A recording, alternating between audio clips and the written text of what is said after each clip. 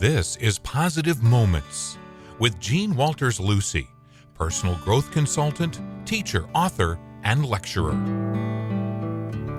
Hello again, everybody. I am Richard Miller. Welcome to another edition of Positive Moments with Jean Walters Lucy. Today's show is entitled Find Your Swing. Now, before we get going, there's something that I wanted to mention to you, Jean, that you may or may not have been aware of. And it has to do with swing? No, this has to do with the first anniversary of doing Positive Moments. Yes. We've been doing it for more than a year now. It started in April. And we should celebrate, right? Yay! Yay! I'm so glad.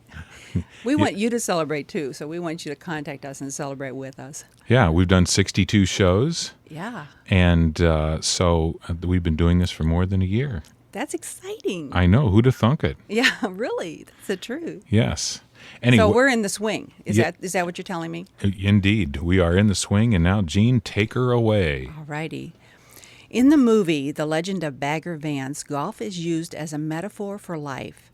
The central character is Junor, played by Matt Damon, and he was a gifted golfer who had lost his swing. Now, losing your swing is tantamount to losing your spirit, your drive, or your purpose in life. As the story goes, Bagger Vance, played by Will Smith, guides golfer Junor to eventually rediscover his swing and his passion. Thus, he wins the championship and the beautiful girl. It is the typical happy ending. The metaphor of golf to life, however, is a good one, and we can learn from it. It is not unusual for people to lose their swing. In other words, they get discouraged, depressed, frustrated, and they lose focus. Yet, by applying some golf tips to your problem, you can get your swing back because golf and life are very much the same. Now, here are a few ideas. Number 1, think like a pro by staying in the present moment.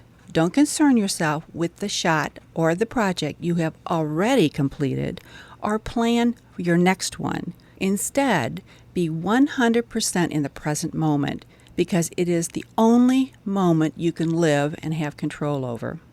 As you keep your attention on the hole you're playing, which equates to your current assignment, deal, or task, you can give it your best. Number 2, do this by concentrating on hitting great shots. Refuse to worry about missed shots or lost opportunities or what others think of your performance. Focus instead on making your goal or hitting the target. If you get distracted, stop. Take a breath, get centered, and begin again. Number 3, finally, avoid keeping score, and this is so important. Adding up totals just gets in the way. It not only takes you off course because keeping score confuses your purpose, but it leads to judgments and thereby keeps you stuck in the ego. It simply makes you miserable. In the legend of Bagger Vance, when Junor regains his swing, he not only wins the game and the girl, but he finds renewed joy and fulfillment. Perhaps finding your swing will do the same for you. Start by deciding what you want. Write out your goal and then spend time visualizing it. Thereupon, every day, take at least one step toward achieving it. Before long, you'll be in your groove and swinging just fine. This is Jean Walters Lucy, personal growth consultant. And if you have a comment or question about this show or you would like to participate in any way, we would love to hear from you. All you have to do is reach me through my website at spiritualtransformation.com, or you can also call me at 314-991-8439. All right. You know, Rich, this is really an interesting subject, the Legend of Bagger Vance, because after I wrote this, I was listening to Wayne Dyer speak, and he mentioned this subject, the Legend of Bagger Vance, and he said he had met the author. And the interesting thing is that some people that might be interested in Eastern cultures might be aware of the book, the Bhagavad Gita. I know I'm not saying that perfectly, but the Bhagavad Gita. Anyway, it's a very holy book, and it's a novel, and it talks about Krishna, who represents God, instructing Arjuna, who represents common man, you and I, and how he's instructing him on this battle that he's going into called life. And the author read that book, and he actually this story, the Legend of Bagger Vance, came from reading this book. So if you think about Arjuna and Junor, he named the golfer Junor after Arjuna, and then that would be like this instruction that Junor is getting is from Bagger Vance, and that's Bhagava Bagger Vance. And I thought that was so amazing, and it just gave so much more life to the whole story, because actually what we find out in the movie, I don't want to spoil it for anyone, but Bagger Vance is like an angel or a spiritual force that comes and helps Matt Damon, Junor, learn to get back into a swing and learn to find passion in life again. And I thought that was just an amazing story, and how much meaning it gave to me.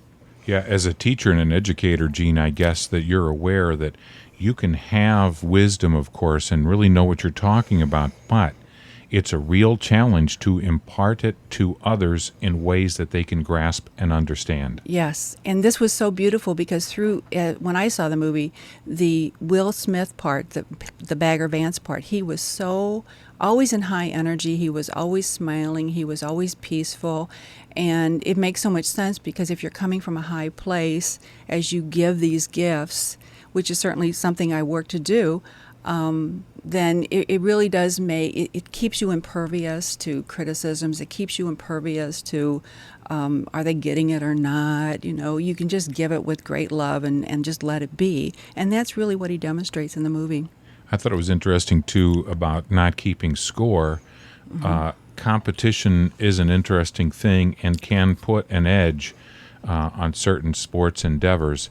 But there's certain competition has its downside too. Absolutely, and I think competition is one of the ways that we get into our ego. I want to be better than you. I'm competing against you. But if you really look beyond that, the deeper truth is there is no competition. You being your best does not interfere or have anything to do with me being my best. And we don't have to measure that. I mean, in truth, there is no way to measure it. You can say you made one more sale than I did, and we can measure from that point of view, but that's purely ego-based. And as far as who we are, it has nothing to do with it. Yes, and competition implies that someone has to lose. Right. And the other thing is just as sometimes people in a city will bask in the reflected glory of, say, their sports team mm-hmm. that might win the World Series, and that makes them proud and makes them happy and somehow gives them honor. Just as another athlete may play for a team that maybe doesn't win every game in sight, and that drags them down, they need to keep sight of the fact what they do themselves on the court or in the field, and just the joy of an art. Yes, exactly. Of doing something very skillfully and always doing your best, even despite the fact that the rest of your team may be lacking in certain areas. Right. The only thing you can control is you. Yes. And when, at the end of a class or the end of a session that I do with someone, I'll always say to myself, well, did you give your best? Did you do your best that you have right now? Did you give 100% of that? And when I can say yes, then I'm totally at peace with it. And I really always can say yes because that's part of my goal is to give 100% at any point. And I don't think it's really that hard to do. You just have your heart and your mind focused, Indeed. Gene, our first caller for today's Positive Moments is Wanda. Wanda, thank you for calling. Hi there. Hi. Did you have any comments or questions? Yeah, I do. As a matter of fact, I was wondering, I'm hearing a lot about being in the present moment. And it seems to me that there's a little bit of conflict for me in that because we're always told that it's important to have goals and that it seems like having goals is focusing in the future. Okay. And that's not being in the moment, in the present. So I have some, question about that. That's a good one. I appreciate that. I can see where that could be conflicting. But actually what you're doing when you write out goals or you decide what your goals are going to be, what you're doing is setting a target. And that means like if I want to go from here to San Jose or something, I need to map out a plan on how I'm going to get there. But at the same time, I need to, while I'm doing that, I can be so completely focused in the present moment by enjoying my plan and enjoying making it and maybe researching a little bit and just enjoying that entire process. And that would be focusing myself in the present moment. But once you have written out these goals and you've determined yourself on the direction that you're going, that goal now is implanted in your subconscious mind. And so basically then you can let it go. So the process of goal planning or the goal, setting up some goals, that's a present moment activity, and it's not something you want to like obsess over or think about all the time. And I think that may be how people get out of the present moment when they're thinking about their goals. What do you think? Well, I would think so.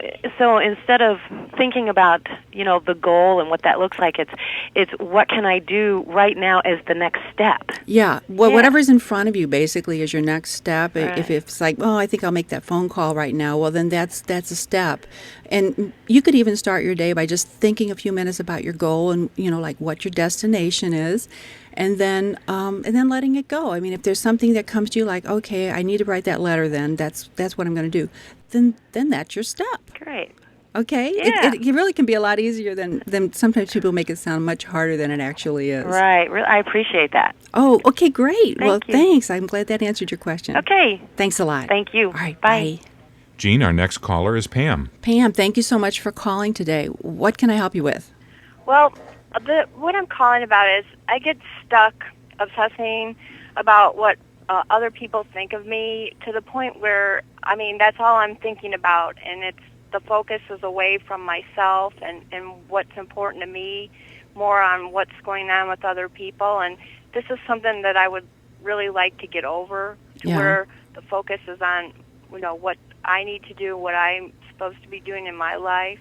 Okay. Well, that makes sense. I think that it's probably much more common than you might think, that a lot of people are in that place where they're obsessing about what other people think, and they make that everything. It's sort of a matter of letting other people define you instead of you defining yourself. In other words, I think it's more important that other people like me than I like myself, that sort of thing. Uh-huh. Yeah, and what the main thing you want to know about it is that it's fear-based. You're coming from fear the whole time. So one thing that I think would help you pretty quickly is to think about, in your mind, just change the subject and think about something that just brings you so much happiness. Like, a new baby that gurgles or your new car that you got or a kitten, and how cute they are, or anything at all that just, when you think about the flowers in the yard and how beautiful they are, you just immediately go into a higher energy and you start feeling happy. And you might have to do this over and over again because you're actually retraining your mind. And the mind can be stubborn. When we've let it kind of run around and worry and obsess, then it thinks that, I get full reign, and so we have to really retrain our mind, and you're teaching it to go into a higher space and to start thinking of something more wonderful. And in time, I think that just segues into you thinking, well, what do I need to do next here now? And you're in a happier place. I think Rich had a thought for you. Okay. Yes, I was going to say also that sometimes it has to do with how you regard other people too. If you find yourself being very critical of other people, then you're naturally going to think they're going to be very critical of you. Good point. And so you may consider how you feel about other people. Good. And again, the same thing applies. The more that you can find the good in them, it's going to be that much easier to find the good and the wonderful parts of you. And we all have those. Everybody does. Absolutely. Okay. All right. Thanks a lot. Thank you so much. Okay. Have bye. a great one. Bye. Gene, happy first anniversary of Positive Moments. Thank you. Happy anniversary back. Today's show is called Finding Your Swing. This has been Positive Moments with Gene Walters Lucy, personal growth consultant, teacher, author, and lecturer.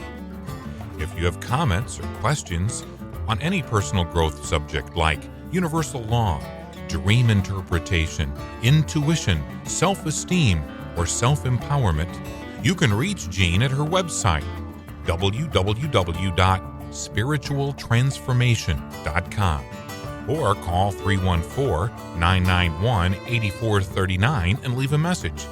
314-991-8439. I'm Richard Miller, and we'll see you for your next positive moment.